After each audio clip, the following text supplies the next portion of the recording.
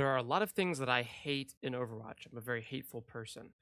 Maybe first and foremost among those are the terms tempo and going first. These terms get thrown around a lot by players and coaches in the pro scene in Overwatch, maybe even in your ranked games, but people really don't know what they mean. If you've ever been on a team at some point, your coach or a player on your team has told you, we just need to go first. But they've probably never told you how. I don't think I'm going to be able to do all of this in one video. It's probably going to be 3 videos. There are 3 big parts of going first, and in my opinion, each of them deserves their own video. If you've ever been coached by me or watched my streams or videos, you know I talk a lot about number 2, which is good setups.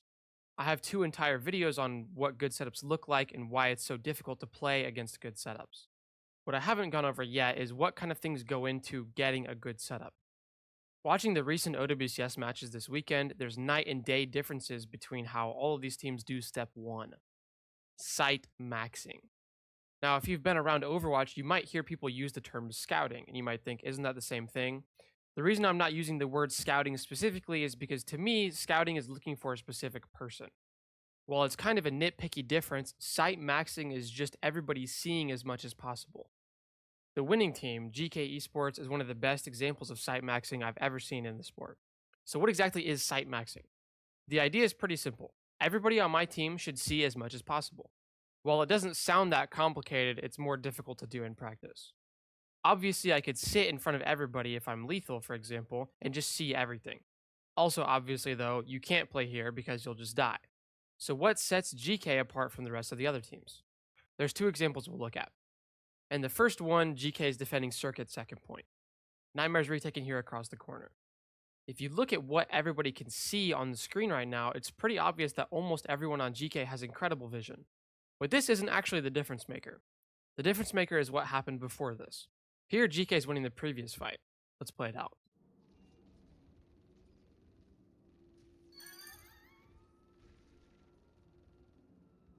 Look at how they set up after winning the fight. Kuffa is 5 meters from touching the spawn door. Everybody on GEEKAY is taking absolutely everything they can in between fights. The vision here is absolutely off the charts. Everybody can see to the spawn door and past it. What this is going to allow GEEKAY to do is the second Nightmare tries to set up anything, GEEKAY is going to know about it. Even if they don't want to fight here, and they usually don't, this is the first part of the fight. As soon as anyone on Nightmare tries to set up, GEEKAY will know about it and be able to respond to it quickly. If they want to fight here, it's an oppressive setup. If they don't, they can go behind this corner. Nobody on Nightmare knows where they are, but everybody on GEEKAY knows where Nightmare is. If we watch from here, you'll see GEEKAY decides not to fight here and they go behind the corner. If you watch from the Nightmare players' POVs, it's really difficult. Painkiller sees one person, Rocket sees one person, Chronic doesn't see anyone, and Lep and Luke also don't see anyone. The GEEKAY players, however, know where everybody on Nightmare is. We just poked them and gave the corner on purpose. This means we can camp the corner and go whenever we want. Clear out.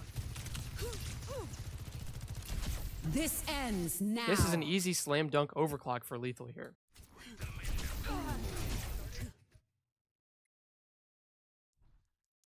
Here on New Junk City, the roles are reversed. Nightmare has the same general plan to overclock first that GEEKAY did on Circuit. The big difference, however, is the site maxing.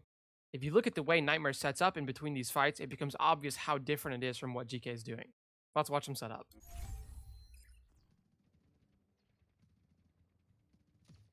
They've been given an inch, and they took 1 inch. You're supposed to take a mile.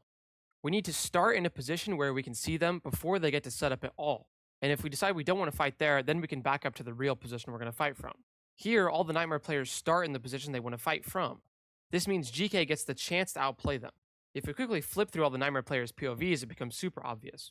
Rocket's looking at a wall, Chronic is looking at a wall, Painkiller is looking at a wall, Lep is looking at a wall, and Luke is also looking at a wall. We are wall maxing.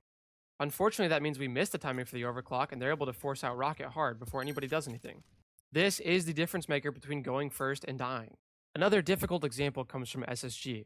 In this fight from when they played Nightmare, both teams just have bolt DPS ults.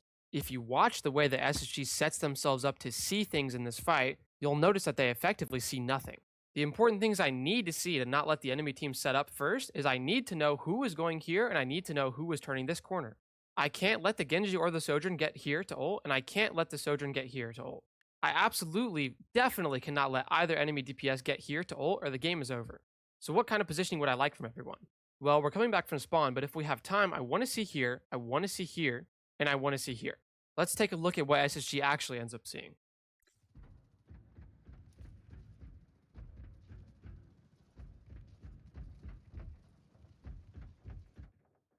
So what happened? Rocket gets the setup top left. He's going to pull his blade out because we aren't able to stop his setup. And when Rocket is in the air, and we hear the Genji voice line of doom, what do you think everybody sees? Nothing, nothing, nothing, nothing, and nothing. Unfortunately, Rocket is invisible and he's going to kill our whole team now.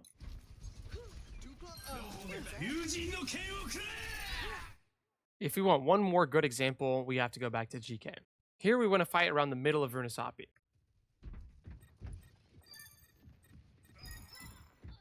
The fight was won in the middle of the map. The card is here. If you had to guess where GK is going to set up, where's it going to be? If you guessed here, overclocking in spawn, then you're correct.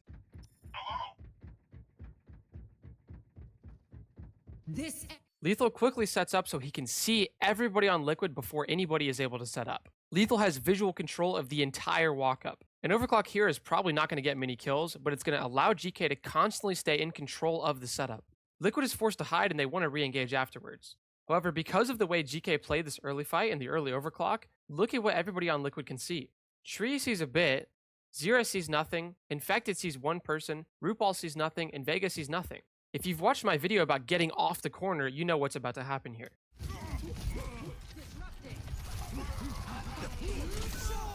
Vega is absolutely obliterated on this corner. Let's get an instant replay of exactly what Vega was able to see before going into this fight. If I'm Liquid and I want to find a way to beat or rush engage here, I need to find a way to see everybody before we start fighting for setup. Tree wants to get over here. Give him some time to do it. Somebody go with him. If you find yourself struggling to fight for setups, and if you find yourself struggling to go first, go back to every fight and evaluate what your players can see. If the enemy team just went first, were you able to see them? Where should you have poked pre-fight to be able to see them? Should you have used null earlier to be able to poke? The fight winner is the team with the better setup, but the team with the better setup is almost always the team that has better sight going into the fight. My next video will probably be more in-depth about how to set up and how to fight for these setups. But before you can worry about that, you need to worry about this. In order to start playing like this in your games, this is what you need to think of. Whenever you're poking in between fights, what can you see? Is there anywhere someone could set up outside your field of vision? Is there somewhere farther up you could be poking or scouting where you could see everything? Am I trying to poke from here in between fights? Or here? Here? Or here? Here?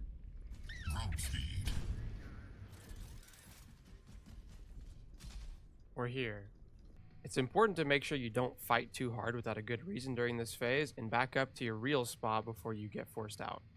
Don't use what I'm saying as an excuse to die in the enemy spawn.